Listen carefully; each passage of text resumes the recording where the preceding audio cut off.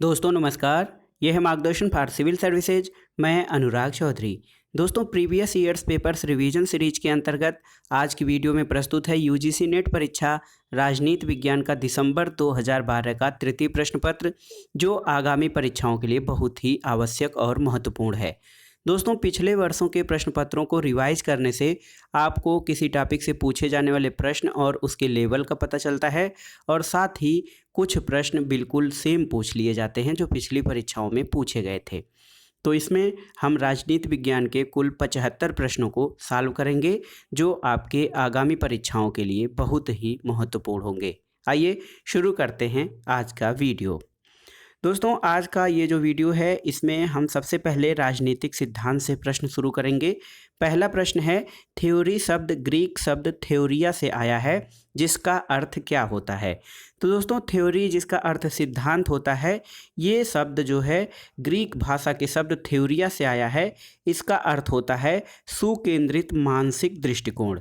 सुकेंद्रित मानसिक दृष्टिकोण थ्योरिया का अर्थ होता है।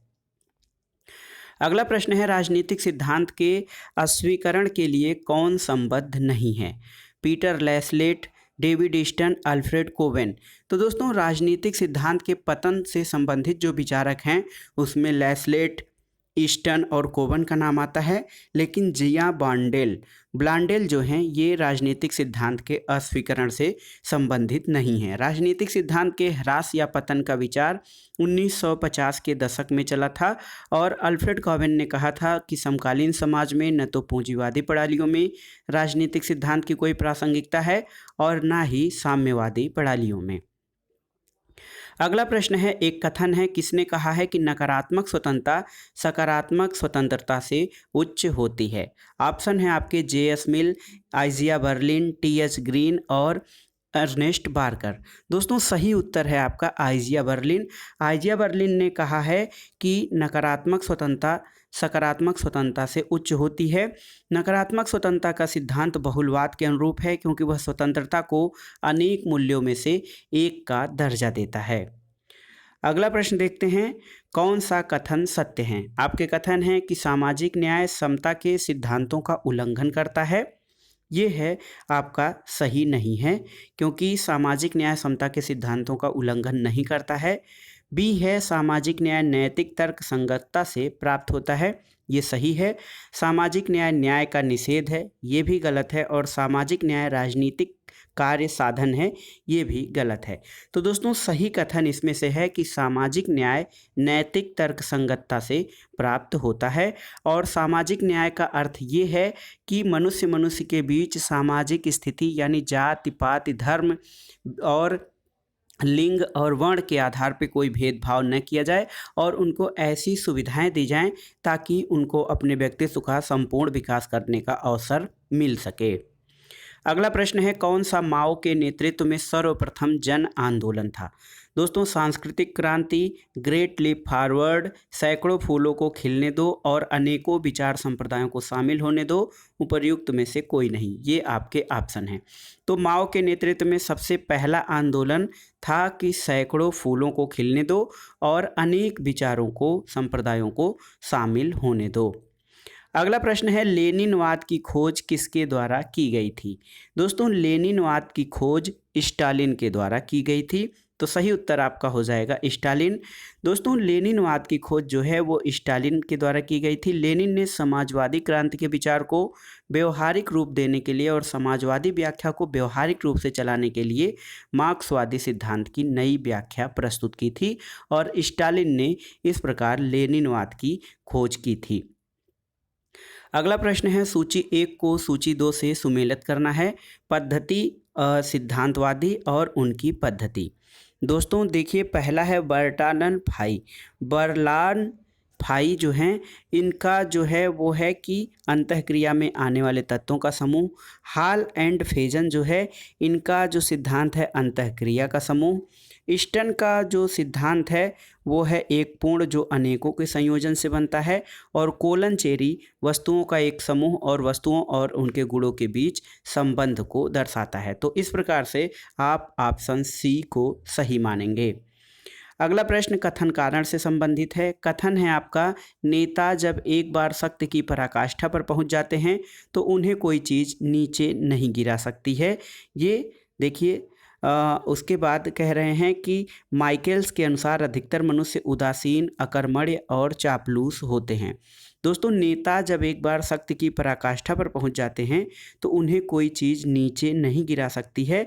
माइकल्स ने राजनीतिक दल और इसकी संरचना में अल्पतंत्र का लौह नियम कहा था, और इसमें अगर जो ये माना जाए कि एक गलत है और आर सही है तो इसका ऑप्शन जो हो जाएगा आपका सही उत्तर हो जाएगा सी।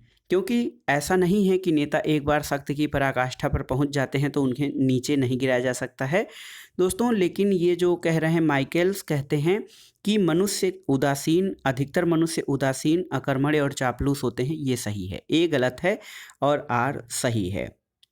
अगला प्रश्न है, युग्म कौन सा युग्म सुमेलित नहीं है।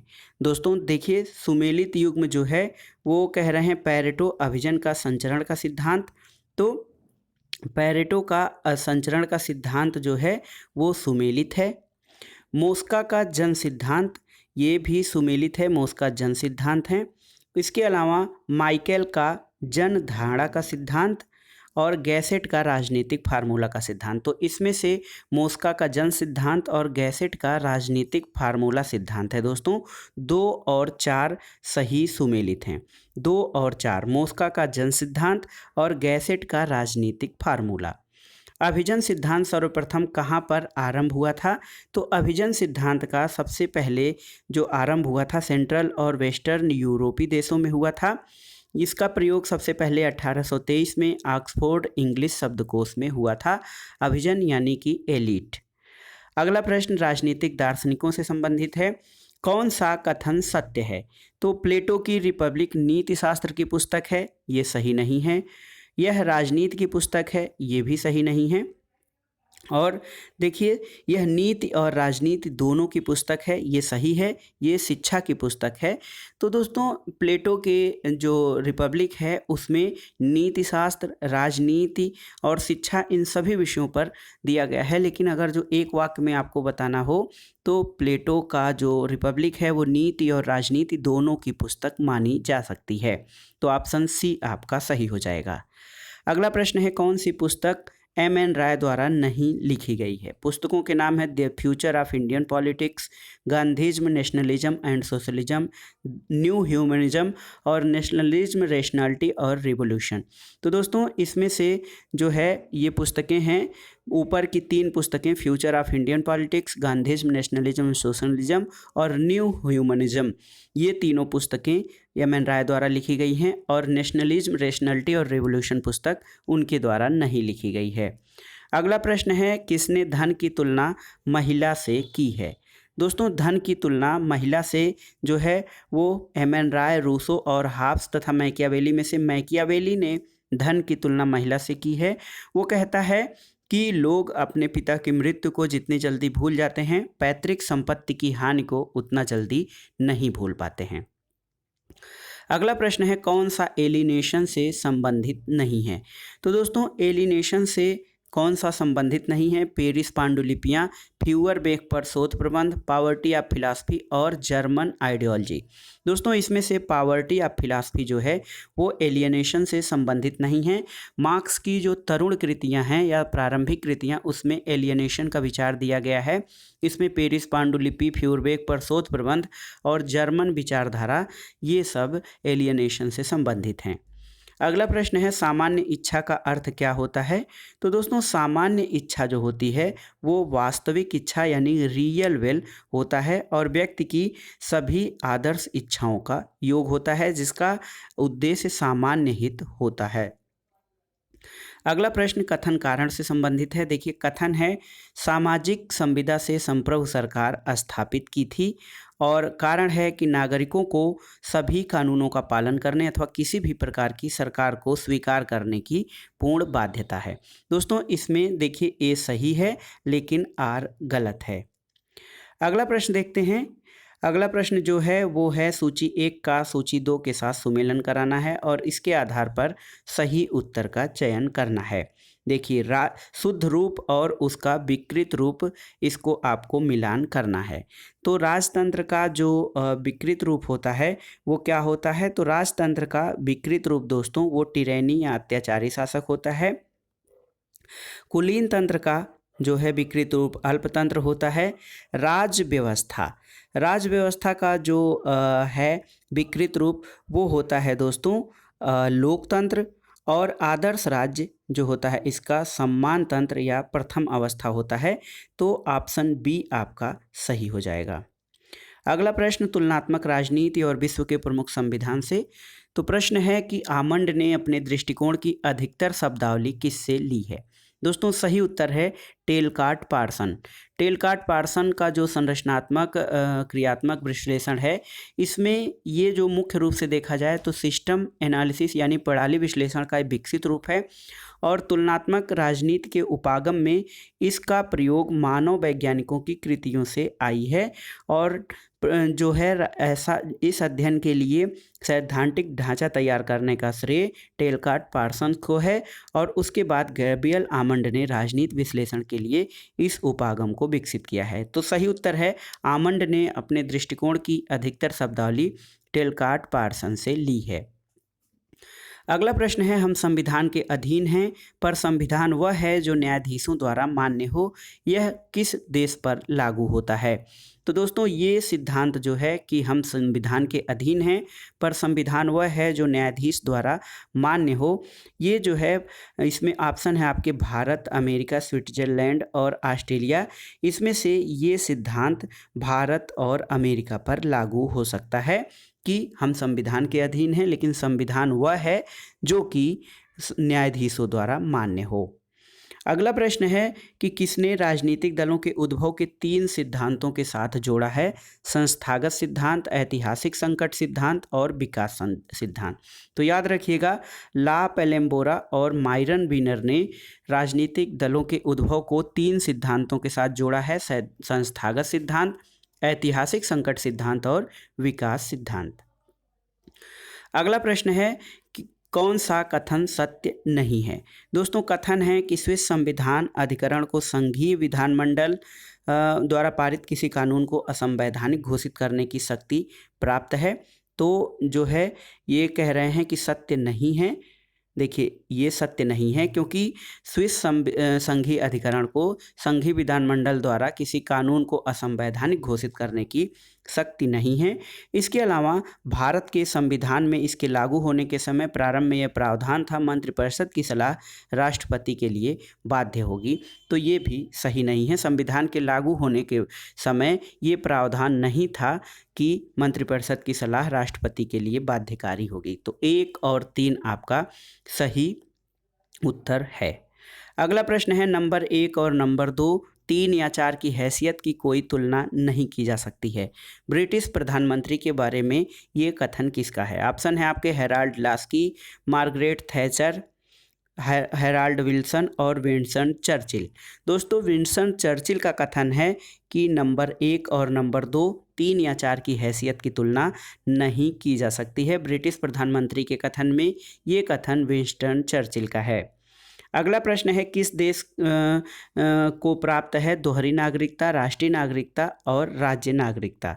तो ये कुछ आपके युग्म दिए गए हैं। तो इसमें सही युग्म है स्विट्जरलैंड और यूएसए में दोहरी नागरिकता, राष्ट्रीय नागरिकता और राज्य नागरिकता का प्रावधान किया गया है, जबकि भारत में केवल इकहरी नागरिकता का प्रावधान है। भारत के साथ जो अन्य जोड़े बनते हैं वो ए और बी नहीं होंगे, यहाँ पे ए और बी नहीं होंगे। इसके अलावा यूएसए और यूके भी नहीं होगा क्योंकि वहाँ भी एकल नागरिकता है। अब बचता है स्विट्जरलैंड और यूएसए। यहाँ पर दोहरी नागरिकता, राष्ट्रीय नागरिकता और राज्य नागरिकता की व्यवस्था की गई है। अगला प्रश्न है कौन सा कथन असत्य है? तो ऑप्शन है आपके अमेरिका के राष्ट्रपति पद के लिए अनेकों बार चुनाव लड़ सकते हैं। ये आपका गलत है। अमेरिका के राष्ट्रपति के लिए केवल 2 बार चुनाव लड़ सकते हैं। इसके अलावा भारत में राष्ट्रपति संसद को संदेश भेजते रहते हैं। ये भी गलत है। और राज्यसभा के 2/3 सदस्य हर 2 वर्ष में सेवानिवृत्त हो जाते हैं। तो दोस्तों राज्यसभा के 1/3 सदस्य हर दूसरे वर्ष होते हैं, न कि 2/3। तो एक और देखिए, अमेरिका में अवशिष्ट शक्तियाँ राज्यों में विहित होती हैं, तो ये आपका सही है। इसके अलावा 1, 2 और 3 ये तीनों ऑप्शन आपके गलत हैं, तो 1, 2, 3 सही उत्तर हो जाएगा आपका, और यही तीनों गलत हैं। अगला प्रश्न है, भारतीय संविधान की प्रस्तावना में उदारता, समानता और भाईचारे का आदर्श कहाँ से लिया गया है? तो समानता, लिबर्टी, स्वतंत्रता, लिबर्टी, इक्वलिटी एंड फ्रेटर्निटी, ये जो सेंटेंस है दोस्तों फ्रांसीसी क्रांति का देन है। स्वतंत्रता, समानता और भाईचारा या बंधुत्व का जो विचार है फ्रांसीसी क्रांति की देन है। अगला प्रश्न है, किसने राजनीतिक व्यवस्था फ्लो मॉडल प्रस्तुत किया है? दोस्तों राजनीतिक व्यवस्था का फ्लो मॉडल प्रस्तुत किया है डेविड ईस्टन ने, और तुलनात्मक राजनीतिक व्यवस्था की अवधारणा का प्रयोग करने में 1953 में द पॉलिटिकल सिस्टम में उन्होंने राजनीति व्यवस्था में एक सामान्य व्यवस्था का निर्माण प्रस्तुत किया था। अगला प्रश्न है, किसने राजनीतिक विकास में समता और क्षमता के सिद्धांतों को संतुलन से अधिक महत्व दिया है? तो ये हैं दोस्तों फ्रेडरिक्स, एक विचारक हैं फ्रेडरिक्स। इन्होंने राजनीतिक विकास में क्षमता और समता के सिद्धांतों के बीच संतुलन को अधिक महत्व दिया है। अगला प्रश्न है, कौन राजनीतिक विकास के अध्ययन के लिए संकल्प और क्षमता यानी विल एंड कैपेसिटी के सिद्धांत से संबंध है? तो ये विचारक हैं हलपर्न। हलपर्न जो हैं वो संकल्प और क्षमता के सिद्धांत से संबंधित हैं। अगला प्रश्न है कि किसने संस्कृतियों को सभ्यताओं के साथ जोड़ा है? ऑप्शन है आपके आमंड और बर्बा, हंटिंगटन, लुशियन पाई और एडवर्ड सिल्स। तो हंटिंगटन ने दोस्तों संस्कृतियों को सभ्यताओं के साथ जोड़ा है। भारतीय संविधान से प्रश्न देखते हैं, भारत के राष्ट्रपति पद के लिए प्रत्याशी का नाम कौन प्रस्तावित करता है? ऑप्शन है भारत के कोई भी 5 नागरिक, संसद के कोई भी 5 सदस्य, निर्वाचक कॉलेज के कोई भी 50 सदस्य और निर्वाचक कॉलेज के कोई भी 10 सदस्य। तो सही उत्तर है ऑप्शन सी, निर्वाचक कॉलेज के या निर्वाचक मंडल के कोई 50 सदस्य भारत के राष्ट्रपति पद का उसका नाम जो है वो प्रस्तावित करते हैं। अगला प्रश्न है, कौन सा अनुच्छेद भारत के मूल संविधान का अंश नहीं है? तो देखिए यहाँ पे अनुच्छेद 52A, अनुच्छेद 51A, अनुच्छेद 14 और अनुच्छेद 300A। तो देखिए अनुच्छेद 51A और अनुच्छेद 300A यानी 2 और 4 ये दोनों भारत के मूल संविधान के अंश नहीं हैं। 51A को 42वें संविधान संशोधन और 300A को 44वें संवैधानिक संशोधन द्वारा जोड़ा गया था। अगला प्रश्न है, भारत के निम्नलिखित पूर्व राष्ट्रपति में से किसने भारतीय डाकघर संशोधन बिल को लंबित रखा था? तो याद रखिएगा डॉक्टर ज्ञानी जैल सिंह। इन्होंने भारतीय डाकघर संशोधन बिल को जो है वो पारित 1986 में संसद द्वारा पारित किया गया था, लेकिन इसको इन्होंने पॉकेट वीटो का प्रयोग करके लंबित रखा था। अगला प्रश्न है, भारत के संविधान का कौन सा अनुच्छेद प्रबंधन में विधान के माध्यम से कर्मचारियों की प्रतिभागिता को सुनिश्चित करता है? तो प्रबंधन में कर्मचारियों की जो प्रतिभागिता है वो है अनुच्छेद 43 से।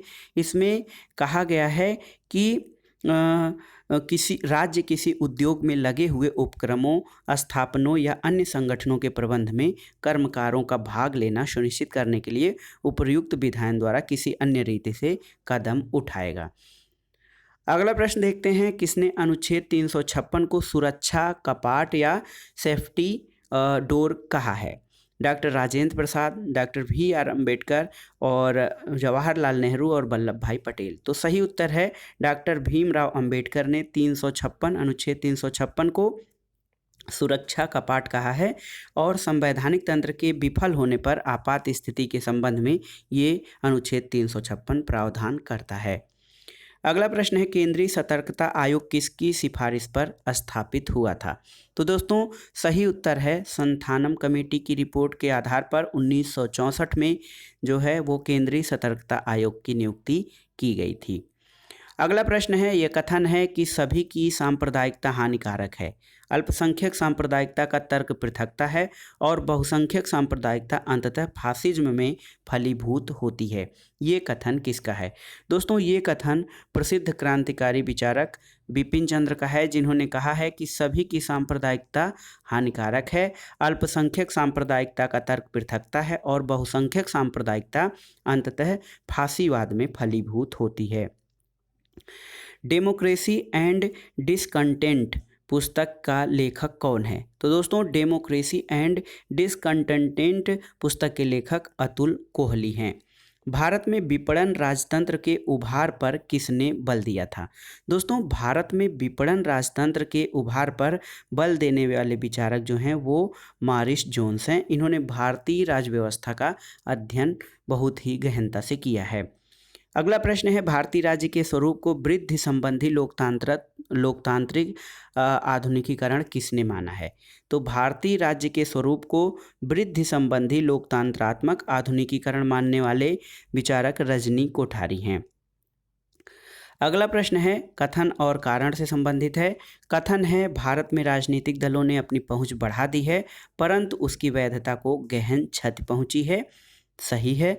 और कारण है कि राजकीय स्तर पर दल या पार्टी व्यवस्था के समेकन को राष्ट्रीय स्तर पर संचालित नहीं किया जा सकता। तो दोस्तों ए और आर दोनों सही हैं, लेकिन आर ए की सही व्याख्या नहीं करता है। लोक प्रशासन से संबंधित प्रश्नों को देखते हैं। विकासशील समाज में सिविल सेवा के बारे में कुछ कथन हैं, उन पर विचार कीजिए। इसमें सही कथन कौन कौन से हैं? तो इसे परिवर्तन के उपकरण के रूप में क्रिया करनी चाहिए, ये सही है। सामाजिक समता के लिए सरोकार होना चाहिए, ये भी सही है। निहित स्वार्थों के लिए इसका सर्वनिष्ठ सरोकार होना चाहिए, ये सही नहीं है। और इसे राजनीतिक रूप से तटस्थ होना चाहिए। तो सही ऑप्शन है 1, 2 और 4। अगला प्रश्न है, सूची 1 का सूची 2 से सुमेलन कराना है। देखिए जो हैं लोक प्रशासन के कुछ सिद्धांत हैं और उनसे संबंधित विचारक हैं। ध्यान देने का विस्तार, तो ध्यान देने का विस्तार दोस्तों ये ए.बी. ग्रेक्यूनस का विचार है। श्रेणी प्रक्रिया मूनी तथा रेले का विचार है। मानवीय संबंध सिद्धांत आप जानते हैं एल्टन मेयो। और प्रकार्यात्मक फोरमैनी सिद्धांत या वैज्ञानिक प्रबंध सिद्धांत F.W. टेलर का है। अगला प्रश्न है, बिलोबी द्वारा अपनी पुस्तक प्रिंसिपल्स ऑफ पब्लिक एडमिनिस्ट्रेशन में प्रशासन के सिद्धांत के रूप में कौन सा सम्मिलित नहीं किया गया है? ऑप्शन है सामान्य उपरतस प्रशासन, समन्वय, वित्त और वैयक्तिक प्रशासन। तो दोस्तों बिलोबी द्वारा अपनी जो पुस्तक में समन्वय प्रिंसिपल ऑफ पब्लिक एडमिनिस्ट्रेशन में समन्वय की बात नहीं की गई है, बल्कि वित्त, वैयक्तिक प्रशासन और सामान्य उपरला प्रशासन को ध्यान दिया गया है। आदेश की एकता सिद्धांत मुख्यतः किसको सुनिश्चित करता है? तो दोस्तों आदेश की जो एकता होती है, यूनिटी ऑफ कमांड, ये जवाबदेहिता को सुनिश्चित करने में प्रमुख रूप से भागीदार होती है। अगला प्रश्न देखते हैं, टेलर ने वैज्ञानिक प्रबंध की प्रमुख विशेषताओं में से कौन सी नहीं है? तो F.W. टेलर का वैज्ञानिक प्रबंध सिद्धांत है, उसमें जो है वो कौन सा नहीं है? तो समय और गति का अध्ययन है। निर्णय लेने में भागीदारी ये नहीं है। विभेदक उजरती दर व्यवस्था ये भी है। और प्रकार्यात्मक फोरमैनी। तो बी ऑप्शन इसमें आपका निर्णय लेने में भागीदारी नहीं है। अगला प्रश्न है, बेबर की आदर्श प्रकार की नौकरशाही की विकासशील समाजों के लिए अनुपयुक्त निम्नलिखित में से किसने बताया है? दोस्तों बेबर की आदर्श नौकरशाही को विकासशील समाजों के लिए किसने अनुपयुक्त बताया है? तो फ्रेड.W. रिक्स, F.W. रिक्स या फ्रेडरिक्स ने बेबर की नौकरशाही को विकासशील प्रशासन के लिए अनुपयुक्त बताया है। भारतीय संसद की आश्वासन समिति किसका उपकरण होता है? तो ये वैधानिक नियंत्रण का एक उपकरण होता है, संसद की आश्वासन समिति। दोस्तों हर्बर्ट साइमन के अनुसार यदि कोई निर्णय वैयक्तिक उद्देश्य की ओर निर्दिष्ट हो तो वह क्या होता है? तो दोस्तों इसमें आपका सही उत्तर हो जाएगा कि हर्बर्ट साइमन के अनुसार यदि कोई निर्णय वैयक्तिक उद्देश्य की ओर निर्दिष्ट हो तो वह व्यक्तिगत रूप से संतत होता है या व्यक्तिगत रूप से संगत होता है। अगला प्रश्न है, लाइन और स्टाफ के कार्य में अंतर करने का सर्वाधिक तार्किक मापदंड क्या है? कार्यात्मक संबंध। लाइन और स्टाफ एजेंसियां जो हैं इनके कार्य में अंतर करने का सबसे अधिक तार्किक मापदंड कार्यात्मक माप संबंध होता है। अगला प्रश्न है, सी राजगोपालाचारी द्वारा एक अच्छे प्रशासक के 6 मूलभूत अपेक्षाओं की सूची के अंतर्गत किसे सम्मिलित नहीं किया गया। तो दोस्तों इसमें ऑप्शन है आपके आचार, मामलों को आंकने का सामर्थ्य, तकनीकी मामलों में विशेषज्ञता और निर्णय लेने में स्थिरता। तो सही उत्तर है कि सी राजगोपालाचारी द्वारा अच्छे प्रशासक के 6 अपेक्षाएं की गई थी, जिसमें तकनीकी मामलों में विशेषज्ञता बहुत आवश्यक नहीं है। अगला प्रश्न देखते हैं, आपका कथन कारण से संबंधित है। देखिए, कथन है कि आदेश की इकाई का व्यवहारिक प्रयोग सदैव संभव नहीं होता है, तो ये आपका सही है। और कारण है क्योंकि तकनीकी और प्रशासनिक कार्य के लिए भिन्न प्रकार का पर्यवेक्षण चाहिए। तो ए और आर दोनों सही है और आर ए की सही व्याख्या करता है। अब आइए देखते हैं भारतीय प्रशासनिक व्यवस्था से संबंधित प्रश्न। निम्नलिखित समितियों के गठन का सही क्रम बताइए। बलवंत राय मेहता समिति, एल.एम. सिंघवी समिति, जी.वी.के. राव समिति और अशोक मेहता समिति। तो दोस्तों ये समितियां पंचायती राज से संबंधित हैं। इसमें सबसे पहले बलवंत राय मेहता समिति 1957 में गठित हुई थी। उसके बाद 1977 में अशोक मेहता समिति, फिर 1985 में जी.वी.के. राव समिति और 1986 में एल.एम. सिंघवी समिति गठित हुई थी। तो सही क्रम आपका हो जाएगा ऑप्शन ए 1, 4, 3, 2। अगला प्रश्न है, लोकपाल और लोकायुक्त बिल 1968 जिसे लोकसभा में पारित किया गया था वह निरर्थक हो गया था। इसका कारण क्या था। दोस्तों ये निरर्थक इसलिए हो गया था क्योंकि चौथी लोकसभा की समयावधि से पहले भंग हो जाने के कारण ये बिल लोकसभा से पारित होने के बाद भी निरर्थक हो गया था। अगला प्रश्न है, निम्नलिखित कमेटियों में से किस कमेटी की रिपोर्ट में कहा गया कि सामूहिक विकास कार्यक्रम और राष्ट्रीय विस्तार सेवा लोक उत्साह को जगाने में असफल रहे हैं। तो दोस्तों ये है बलवंत राय मेहता कमेटी की रिपोर्ट के अनुसार। इसमें कहा गया था कि सामुदायिक विकास कार्यक्रम के सफलता की जो दावे हैं वो पूरी तरह से असफल रहे हैं। अगला प्रश्न है, रिश्वत निवारण के लिए संथानम कमेटी की स्थापना किस वर्ष हुई थी।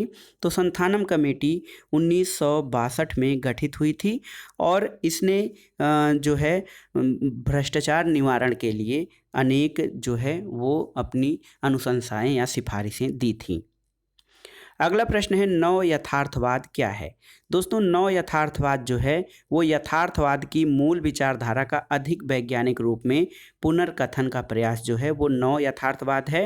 1960 और 70 के दशक में मार्गेंथाउ द्वारा प्रतिपादित यथार्थवाद की ये पुनर्व्याख्या करता है।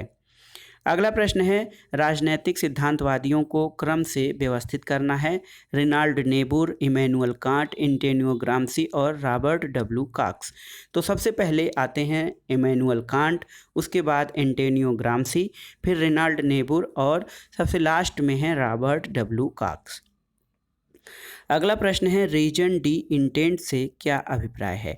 दोस्तों रीजन डी इंटेंट का अभिप्राय राष्ट्रीय हित से होता है। तो याद रखिएगा रीजन डी इंटेंट जो है वो राष्ट्रीय हित से संबंधित होता है। अगला प्रश्न है, संरचनात्मक समायोजन कार्यक्रमों की अपेक्षा क्या होती है।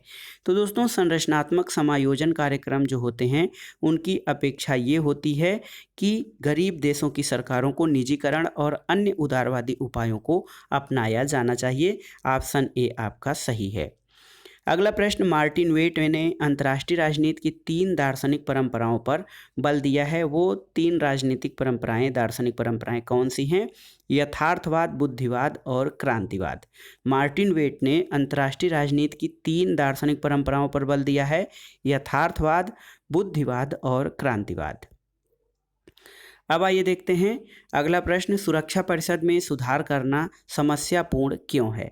दोस्तों समस्यापूर्ण इसलिए है अस्थायी सदस्यता के विस्तारण के कारण निर्णय लेने में कमी होना, कोई भी वर्तमान अस्थायी सदस्य अपने पद को छोड़ने के इच्छुक नहीं है और किसी भी संभाव्य नए अस्थायी सदस्यों के लिए अविवादास्पद केस बनाना मुश्किल होता है और उपर्युक्त सभी। तो सुरक्षा परिषद में सुधार करना समस्यापूर्ण इसलिए है क्योंकि ये सभी ऑप्शन जो हैं उपर्युक्त सभी कारण इसके लिए उत्तरदायी हैं। अगला प्रश्न है 1955 में आयोजित बैंडुंग परिषद में किसके प्रतिनिधियों ने भाग लिया था? तो बैंडुंग परिषद में दोस्तों जो 1955 में आयोजित हुई थी, इसमें 29 अफ्रीकी एशियाई देशों के प्रतिनिधियों ने भाग लिया था। ऑप्शन डी सही उत्तर है। अगला प्रश्न है कुछ संधि और समझौते हैं, उनको क्रम के अनुसार व्यवस्थित करना है। भारत यूएस परमाणु नीति, भारत सोवियत मित्रता संधि, ताशकंद समझौता और शिमला समझौता। तो सबसे पहले स्थान आता है ताशकंद समझौता का जो 1966 में हुआ था। उसके बाद भारत सोवियत मित्रता संधि 1971 में, शिमला समझौता 1971 में और सबसे लास्ट में भारत अमेरिका परमाणु संधि 2008 में हुई है। अगला प्रश्न है SORT का पूर्ण रूप क्या है? तो SORT दोस्तों स्ट्रेटेजिक ऑफेंसिव रिडक्शन ट्रीटी, इस स्ट्रेटेजिक ऑफेंसिव रिडक्शन ट्रीटी जो है SART का पूर्ण रूप है। अगला प्रश्न है कौन सा कथन सही है? तो दोस्तों सही कथन देखते हैं, भारत और पाकिस्तान ने NPT पर हस्ताक्षर नहीं किया है, सही है। और NPT पर ईरान नॉर्थ कोरिया ने हस्ताक्षर किए हैं, तो ये भी सही है।